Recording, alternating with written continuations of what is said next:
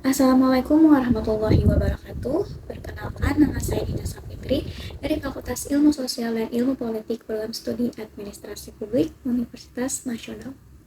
Pada kesempatan kali ini, saya akan membahas mengenai pengembangan sistem informasi manajemen. Video ini dibuat untuk memenuhi tugas 2 mata kuliah Sistem Informasi Manajemen R04 yang diampu oleh dosen Ibu Eka Fadila, SIP. Pengembangan sistem informasi sering disebut juga dengan istilah pengembangan sistem atau system development. Terdapat beberapa definisi mengenai pengembangan sistem, yaitu diantaranya yang pertama, pengembangan sistem ini ialah aktivitas untuk menghasilkan sistem informasi berbasis komputer untuk menyelesaikan permasalahan atau problem organisasi atau memanfaatkan kesempatan atau opportunities yang timbul. Yang kedua, pengembangan sistem informasi ialah tahapan kegiatan yang dilakukan selama masa pembangunan sistem informasi. Jadi dapat disimpulkan juga, pengembangan sistem informasi manajemen ialah suatu kegiatan menyusun suatu sistem yang baru untuk menggantikan sistem yang lama secara keseluruhan atau memperbaiki sistem yang ada. Lalu, kenapa perlu adanya pengembangan sistem informasi manajemen ini? Sebuah sistem perlu dikembangkan atau diperbaiki dan juga diganti karena disebabkan oleh beberapa hal. Yang pertama, yaitu terdapat permasalahan yang timbul pada sistem yang lama. Permasalahan yang timbul ini dapat berupa, yaitu yang pertama ada ketidakberesan. Ketidakberesan dalam sistem yang lama menyebabkan sistem yang lama tidak dapat beroperasi sesuai dengan yang diharapkan, yang pada akhirnya sistem menjadi tidak efisien. Yang kedua yaitu pertumbuhan dan perubahan organisasi. Pertumbuhan dan perubahan organisasi adalah suatu proses membesar atau meluasnya sebuah organisasi ke arah yang lebih baik.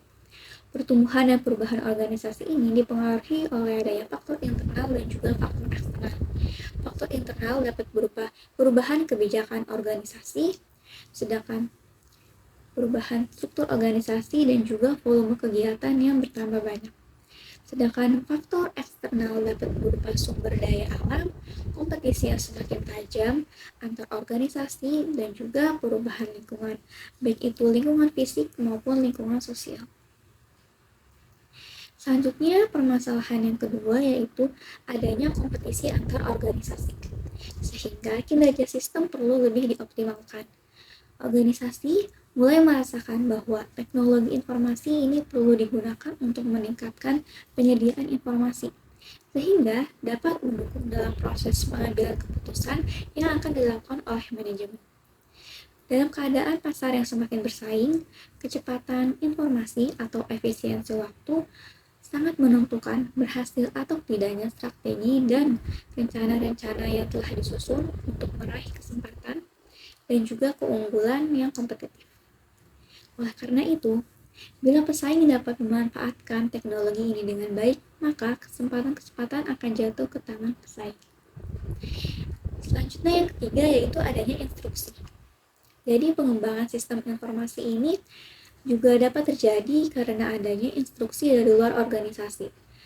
Misalnya, peraturan pemerintah mengenai perubahan sistem perpajakan maupun peraturan-peraturan lainnya. Lalu selanjutnya, bagaimana langkah awal dari upaya pengembangan sistem informasi manajemen?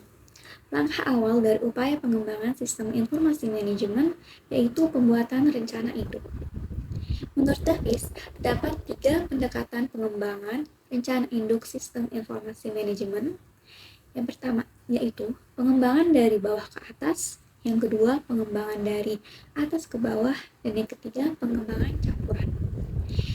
Pembahasan yang pertama, pengembangan dari bawah ke atas. Pendekatan ini dimulai dari pengumpulan data dan informasi dari level operasional, kemudian diintegrasikan ke level manajemen dan strategi. Pendekatan ini cocok untuk organisasi yang memiliki banyak unit bisnis yang berbeda. Yang kedua yaitu pengembangan dari atas ke bawah. Pendekatan ini dimulai dari pengumpulan data dan informasi dari level manajemen dan strategi, kemudian diintegrasikan ke level operasional. Pendekatan ini cocok untuk organisasi yang memiliki struktur hierarki yang jelas. Yang ketiga yaitu pengembangan campuran.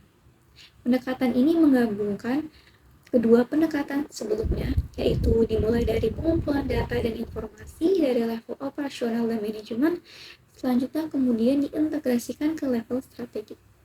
Pendekatan ini cocok untuk organisasi yang memiliki banyak unit bisnis yang berbeda dan struktur hierarki yang jelas. Selanjutnya, proses pengembangan sistem ini juga melewati beberapa tahapan atau beberapa fase. Dimulai, sistem itu direncanakan sampai dengan sistem tersebut diterapkan, dioperasikan, dan juga dipelihara. Bila operasi sistem yang sudah dikembangkan ini masih timbul permasalahan-permasalahan yang krisis serta tidak dapat diatasi dalam tahap pemeliharaan sistem, maka sistem tersebut perlu ditinjau kembali, perlu ditelaah kembali untuk dikembangkan dengan mengimplementasikan kembali tahap awal, yaitu tahap perencanaan sistem. Siklus ini disebut juga dengan siklus hidup suatu sistem atau sistem life cycle yang biasa disebut dengan istilah siklus hidup pengembangan sistem. Jadi ada beberapa tahapan siklus hidup pengembangan sistem. Yang pertama yaitu perencanaan sistem atau systems planning.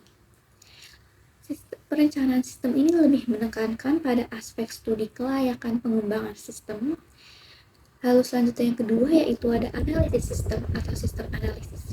Pada tahap ini, sistem akan dianalisis. Bagaimana akan dijalankan nantinya? Hasil analisis ini berupa kelebihan dan kekurangan sistem, fungsi sistem, hingga pembaharuan yang dapat diterapkan. Yang ketiga yaitu perancangan sistem. Pada tahap ini, menyediakan spesifikasi untuk perancangan sesuai konseptual, semua komponen dan dijelaskan serta dirancang secara detail.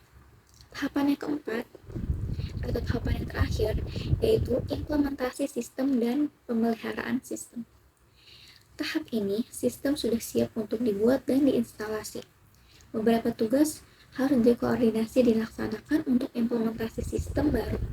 Evaluasi dibutuhkan pada tahap ini untuk mengetahui sejauh mana keberhasilan sistem ini dikembangkan. Jika masih terdapat kekurangan, maka akan dilakukan perbaikan sampai sistem tersebut berjalan sesuai dengan rencana. Setelah itu, sistem akan diinstalasi dan dilakukan perawatan agar sistem dapat bekerja dengan optimal. Selain itu, dalam pengembangan sistem informasi manajemen juga terdapat perlunya penggunaan metodologi pengembangan dalam proses pengembangan sistem informasi. Pengembangan sistem informasi adalah suatu kegiatan yang sangat kompleks yang juga melibatkan banyak pemangku kepentingan dengan beragam keinginan, kebutuhan, serta agenda masing-masing. Maka dari itu, seringkali di sebuah organisasi memiliki struktur proses bisnis yang sangat rumit, yang dimana proses bisnis organisasi ini menjadi acuan dalam proses pengembangan sistem informasi. Maka dari itu ada beberapa sistem terkenal untuk penyelenggaraan analisis dan juga desain instalasi yang mengikuti rancangan sistematik cenderung memiliki metode. Yaitu yang pertama ada BISAT atau Business Information System Analysis and Design yang menekankan pada analisis fungsi dengan langkah-langkah, analisis latar belakang, analisis fungsional, desain prototip sistem, pembuatan sistem operasional, perencanaan operasional, dan juga spesifikasi sistem. Yang kedua yaitu ada SOP atau Study Organization Plan dengan tahapan pemahaman sistem yang ada, penentuan syarat sistem, dan juga pembuatan desain sistem baru. Sekian pembahasan saya mengenai pengembangan sistem informasi manajemen. Semoga dapat bermanfaat. Wassalamualaikum warahmatullahi wabarakatuh.